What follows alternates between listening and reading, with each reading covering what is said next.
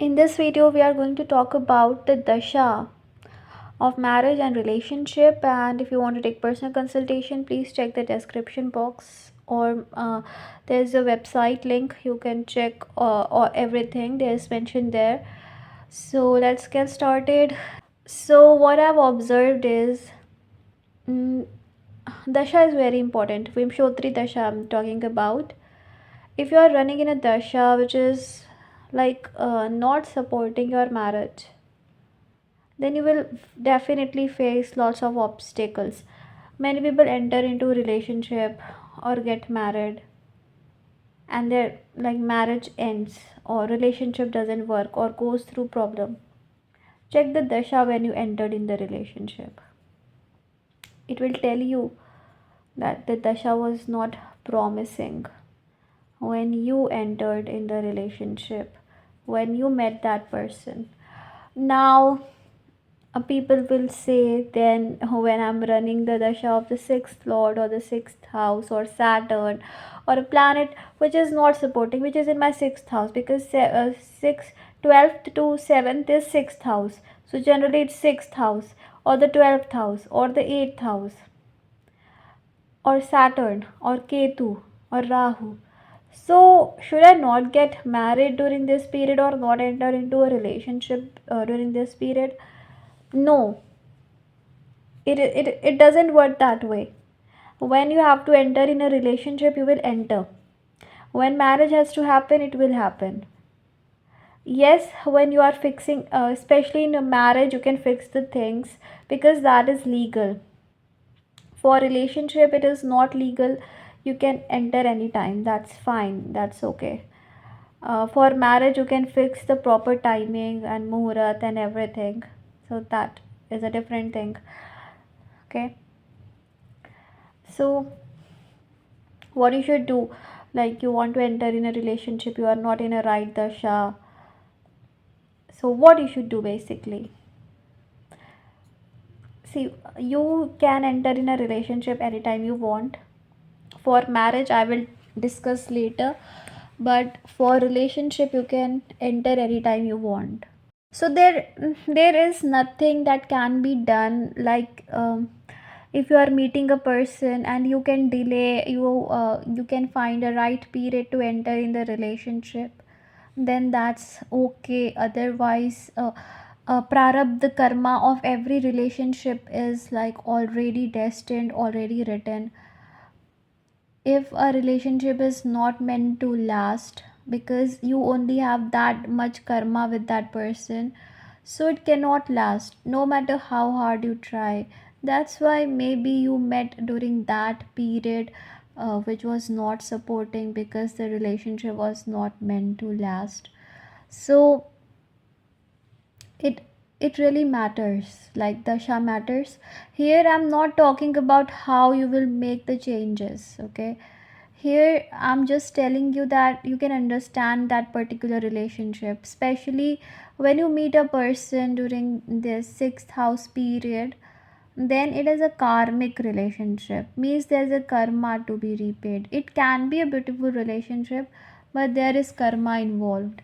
So this is what sixth house shows. There's clearly a karma debt that you have to pay, okay? Because then you met that person during this time, right? So mark this thing. Now this relationship will last, or how long this relationship will go, that also depends upon your karma. What you can do if you want to know is, you can cast a prashna chart which will tell you will this relationship last long or not. Okay, sometimes karmic relationships are for like many years, for lifelong it is. So it really doesn't matter if you get married in sixth lord or sixth house dasha, the relationship will not survive. We are here understanding how that relationship will be, or what that relationship will bring in your life. Okay, we are trying to know this particular thing. So when you enter in a relationship in a sixth house period, or 12th house, 8th house, like the planets which generally do not support the marriage, like Nati Karka planet, then it shows this relationship will be full of ups and downs, and there are some karmas to pay.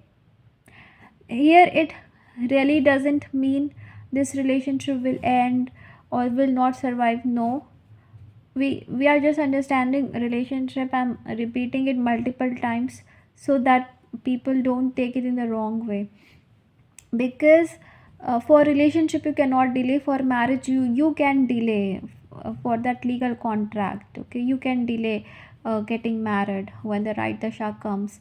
If you can do that, it's well and good. But sometimes you are running like in mercury dasha, which is for so many years, and then your whole age or your whole youth, marriage age will pass. So that is not practical, it doesn't work like this. In mercury period you can find antardasha which is supporting, or transit supporting, you can find like that. Okay, so you need to be kind of practical too.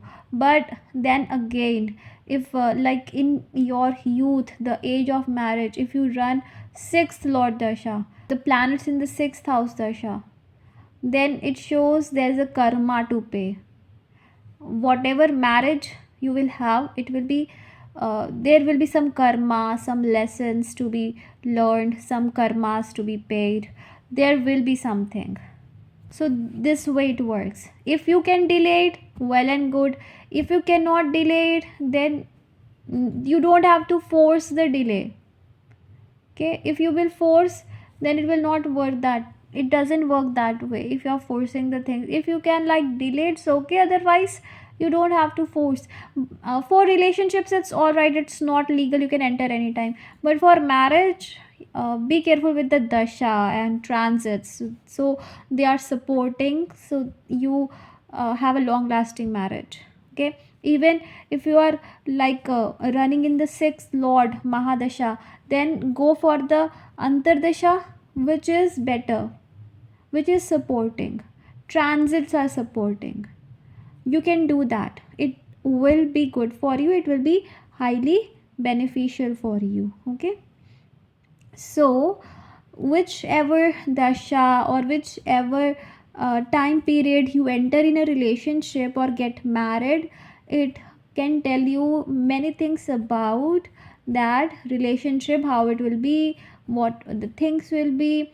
Okay, it is like when a child takes birth, a kundali is formed.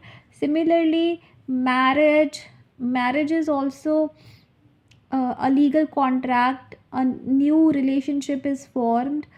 So it also has a chart, it also has a time period, which is important. In relationship as such, there's no such thing like a chart and all, but little bit you should check the dasha. But from the dasha we can find out how this relationship is going to be. Okay, if like you enter in a relationship for in Saturn period, it will be long lasting but full of ups and downs depending upon how Saturn is placed. So this way, check it, and yeah, apply it into charts and see if it's working, and then definitely comment if it's working, because I've seen like it works. One thing also you have to do is, if you want to check about a relationship, uh, note down the dasha, for example mercury mahadasha, and then write the antardasha, when these people entered in a relationship, when they met. Okay, and note how much far is that antardasha lord from the mahadasha lord. If it is like 6 places away, 8 places away, 12 places away, it's not good. You have to check how far is the antardasha lord from the mahadasha lord, right? For example, mercury mahadasha lord is in the 6th, venus antardasha lord is in the 11th. So how far is venus from mercury? It is 6 places away. Now here Venus is never that far from Mercury. It can be sun, you can No, sun is also not. You can take Mars or Saturn or any other planet you can take. I'm just giving example. So this way check, you will find out if it's a karmic relationship or not, or what that relationship is basically. In relationship you cannot delay, like you cannot say to your partner that we will remain friends for 2 3 months or 1 year.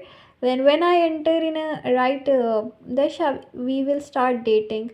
If you can do that, that's okay, but I don't think that is really practical. But then again, it depends upon you, if your partner is ready to wait and stay friends till then. But I don't think it is practical, because in relationship there is nothing legal. It is just like two people from soul or from heart want to be together.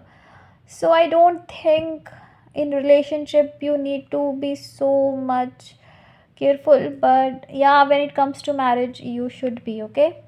So I hope this was helpful. May God bless you. Take care. Bye.